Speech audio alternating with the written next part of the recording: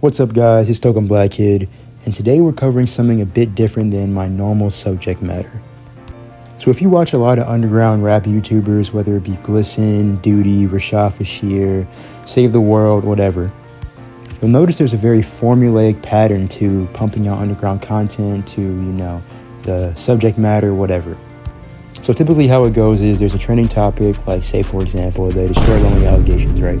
So those allegations come out, maybe a day later, a video comes out, a bunch of other videos come out, pretty much all saying the same thing. More information that's not in the original video comes out from the situation. There's maybe a follow-up, probably not, because the YouTuber is probably already on to the next topic. And that's pretty much rinse and repeat. Obviously there's a lot of YouTubers doing really creative stuff, mixing up, branching off.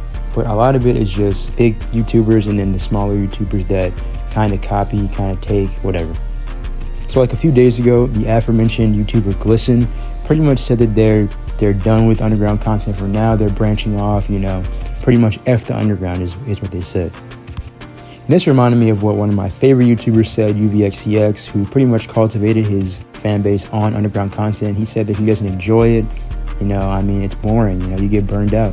And that really made me think like, wow. So as someone in the same niche, I really have to think like, why is this a pattern? Why have multiple people said this? And I think I know why. So in this quick video, I'm just gonna dive into some issues, inconsistencies with underground rap content creation that may or may not be true. Let's get into it. So the first is the rat race aspect. And let me explain what I mean by that.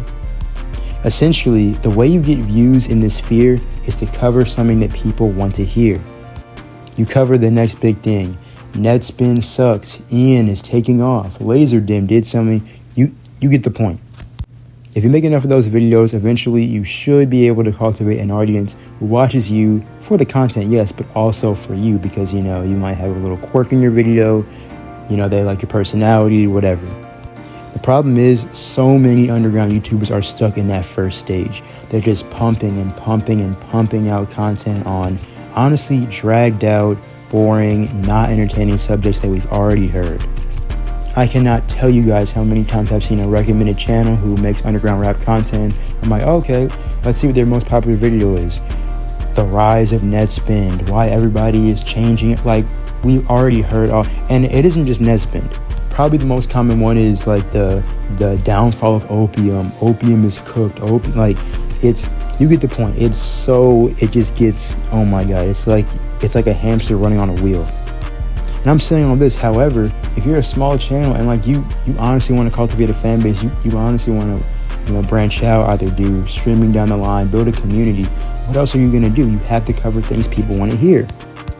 I really could expand on that, but I'll just leave it at that. Essentially, that formula leads to so much unoriginality, laziness, copying, just trying to crawl your way to the top, and yeah.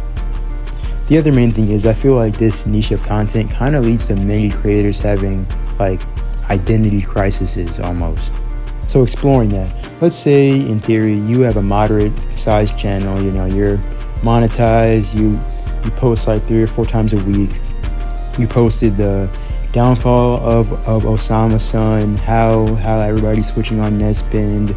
You cover all the allegations and you have a successful channel, but at the end of the day, if you really have a passion for content creation, for interacting with people who have a similar interest as you can't do that through a channel. As you can probably already tell from what I've said, this doesn't really apply to people who are only in the YouTube stuff for monetary reasons. If you're trying to just eat off the underground drama, farm, get your bag, that is completely cool. You are probably going to do it. But if you actually want to make something that, cultivates a community, kind of like I mentioned previously, yeah, underground content, you can certainly do it. There's outliers, but it's kind of hard to. So overall, I'd say the rat race aspect of finding content, unoriginality and burnout that comes from chasing the next big topic, issues of copying, and then overall just how limited the niche kind of is inherently. These all lead to problems with underground content creation. But hey, I could be completely wrong. If you absolutely disagree, you think you can blow up, you think everything I said was wrong, let me know in the comments. So yeah, stay tuned for my next video. This has been tokenblackkiddyt. Thank you for listening.